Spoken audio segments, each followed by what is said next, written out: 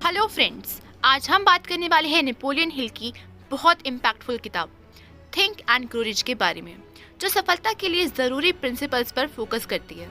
तो चलिए शुरू करते हैं। प्रिंसिपल नंबर 1, डिज़ायर, इच्छा। राइटर कहते हैं कि सक्सेस के लिए एक बर्निंग डिज़ायर होनी चाहिए।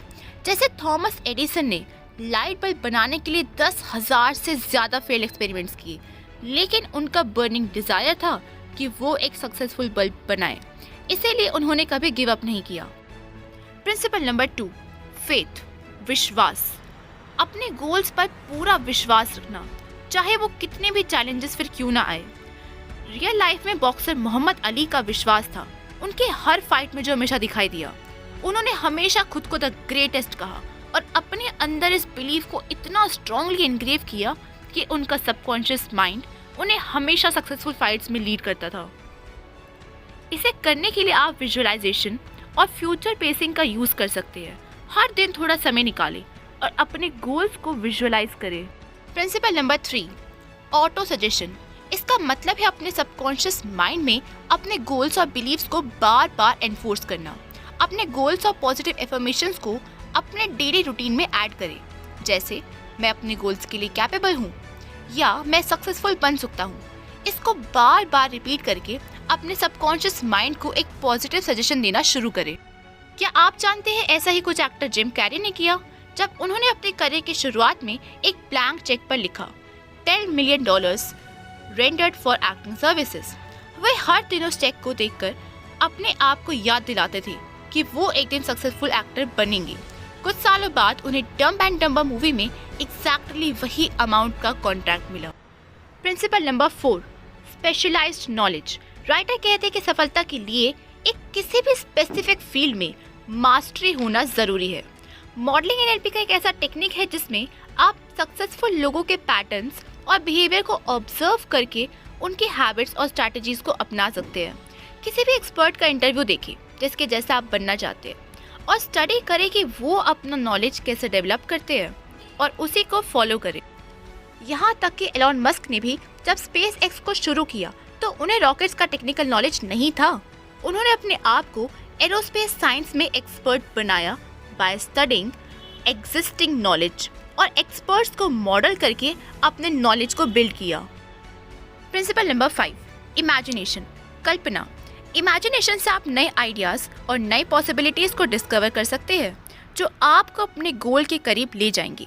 इसे करने के लिए आप एक एनएलपी टेक्निक रीफ्रेमिंग का इस्तेमाल कर सकते हैं। ये एक ऐसा टूल है जिससे आप अपने सोचने का नज़रिया बदल सकते हैं। अगर आप कोई चैलेंज फेस कर रहे हैं तो उसको एक नई अपॉर्चुनिटी की तरह देखें। सोचिए कैसे उस चैलेंज को क्रिएटिव तरीके से ओवरकम किया जा सकता है।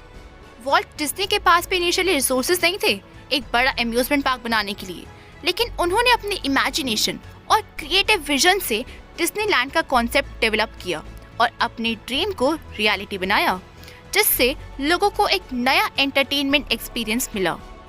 Principal number 6, organised planning. Plan के बिना तो कोई गोल अचीव करना बहुत मुश्किल है। राइटर कहते हैं कि हर बड़े गोल के लिए एक सॉलिड प्लान होना चाहिए। एनएलपी में इसको एक चंकिंग कहते हैं। इसमें आप अपने बड़े गोल्स को छोटे छोटे स्टेप्स में डिवाइड करते हैं और उनको कंसिस्टेंटली कंप्लीट करने पर फोकस देते हैं। स्टीव जॉब्स ने भी एप्पल को बनाने के लिए एक स्ट्रैटेजिक प्लान बनाया था। पहले उन्होंने कंप्यूटर बनाए, फिर ग्रेजुअली मार्केट को एक्सपैंड किया और उसके बाद उस प्लान पर काम किया। प्रिंसिपल नंबर 7, डिसीजन, फैसला। सक्सेसफुल लोग जल्दी और कॉन्फिडेंटली डिसीजन लेते हैं और उस पर स्टिक करते हैं। जैसे जेफ बेजोस ने अमेज़न शुरू करने का डिसीजन जल्दी और कन्विक्शन के साथ लिया जब उन्होंने देखा कि इंटरनेट का ग्रोथ बहुत हाई है, और यही डिसीजन उनकी लाइफ का टर्निंग पॉइंट बन गया। Principle number 8, persistence. राइटर कहते हैं कि किसी भी गोल तक पहुंचने के लिए दृढ़ता होनी चाहिए, एक डिटर्मिनेशन होनी चाहिए, क्योंकि मुश्किलें आएंगी पर आपका एटीट्यूड उस पर टिके रहने का होना चाहिए। क्या आप जानते हैं कि जेके रोलिंग को उनकी पहली हैरी पॉटर की किताब पब्लिश करने के लिए कई बार रिजेक्शन फेस करना पड़ा, लेकिन उन्होंने गिव अप नहीं किया और अपने ड्रीम्स के लिए परसिस्ट किया। प्रिंसिपल नंबर 9, द मास्टरमाइंड, साझेदारी। मास्टरमाइंड का मतलब है एक सपोर्टिव ग्रुप के साथ काम करना जो आपके गोल में आपकी हेल्प कर सके।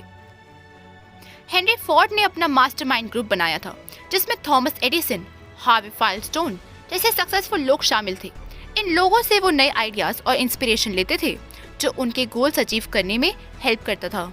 Principle number 10, the subconscious mind. अपने सबकॉन्शियस माइंड में अपने गोल्स को डीपली एम्बेडेड करना बहुत ज़रूरी है।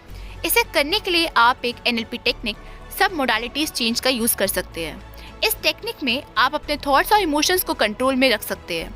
अपने गोल्स की इमेजेस को ब्राइट और वाइब्रेंट देखिए, वहीं नेगेटिव इमेजेस को डल और फेड कर दे। यही सबकॉन्शियस माइंड पर स्ट्रॉन्ग इम्पैक्ट डालती है। यहाँ तक कि ओलंपिक एथलीट्स अपने सबकॉन्शियस माइंड को पावरफुल पॉजिटिव इमेजेस और बिलीव्स के साथ ट्रेन करते हैं। वो अपने आप को रेस में रनिंग, मेडल जीतने की इमेजिनेशन के साथ कंसिस्टेंटली ट्रेन करते रहते हैं। Principle number 11, the brain.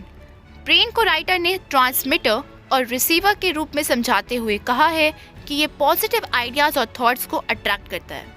NLP technique anchoring से समझते हैं। जब भी आप एनर्जेटिक और पॉजिटिव फील करें तो अपने हाथ के किसी जगह पर प्रेस करके एंकर बनाएं। इस पॉजिटिव स्टेट को एंकर करके आप उस स्टेट को कभी भी रिकॉल कर सकते हैं। जब भी आपको कॉन्फिडेंस की ज़रूरत हो तो अपने उसी पॉइंट को प्रेस करें। Principle number 12, the sixth sense. Sixth sense या इंट्यूशन एक इंटरनल गाइडेंस सिस्टम है जो आपको डिफिकल्ट सिचुएशंस में करेक्ट डायरेक्शन दे सकता है। क्या आप जानते हैं कि स्टीव जॉब्स अपने बिजनेस डिसीजंस में अपने इंट्यूशन का काफ़ी यूज़ करते थे। वो कहते थे कि बार बार इंट्यूशन के थ्रू उन्होंने काफ़ी रिस्क लिए जो उनके लिए सक्सेसफुल साबित रहे। तो दोस्तों, यही थी थिंक एंड ग्रो रिच के प्रिंसिपल्स और कुछ ऐसे टेक्निक्स जो आपको रियल लाइफ में अप्लाई करने के लिए हेल्प कर सकती है। ये किताब से पैसा कमाने के बारे में नहीं है, ये हमें अपनी लाइफ में एक पावरफुल माइंडसेट और डिसिप्लिन बनाने के लिए प्रेरित करती है। तो चलिए मिलते हैं एक नए रिव्यू में। तब तक के लिए अपना ख्याल रखें और अपने सपनों की तरफ बढ़ते रहे। Thank you. कमेंट सेक्शन में ये ज़रूर बताएं कि आपने क्या सीखा।